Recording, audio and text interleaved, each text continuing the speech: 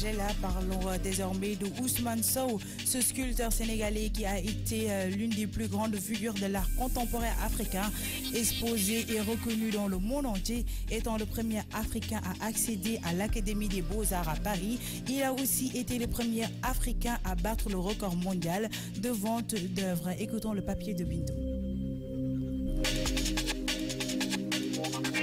Ousmane Sow, né à Dakar en 1935, a renoncé à son projet d'intégrer l'école des Beaux-Arts, faute de moyens. Quand il arriva en France en 1954, sculptant depuis l'enfance par la suite le métier de kinésithérapeute. C'est à l'âge de 50 ans qu'il décide de se consacrer entièrement à la culture. Il est devenu en décembre 2013 le premier Africain de l'Académie des Beaux-Arts à Paris. Les collectionneurs d'œuvres d'art du monde font aussi aujourd'hui la queue pour accéder à son travail. Des présidents sollicitent ses œuvres magnifiques. L'une d'elles, Zulu, a coûté la bagatelle de 528 695 € en 2014. Il est devenu ainsi le premier Africain à battre un record mondial de vente d'œuvres. C'est en 1787 qu'il fut révélé au Centre culturel français de Dakar, actuel Institut français de Dakar, où il a présenté sa première série sur les lutteurs Nuba. L'artiste expose 6 ans plus tard, en 1993, à la Documenta de Cassel. C'est en Angleterre. Puis, en 1995, au Palazzo Grassi, à l'occasion du centenaire de la Biennale de Venise. Son exposition sur le Pont des Arts au printemps 1999 attira plus de 3 millions de visiteurs.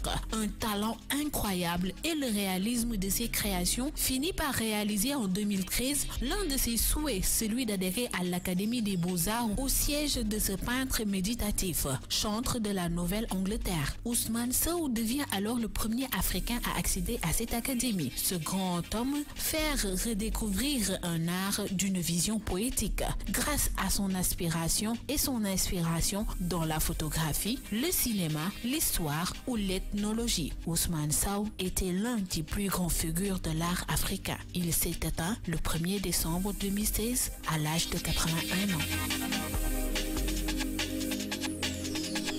Bintou.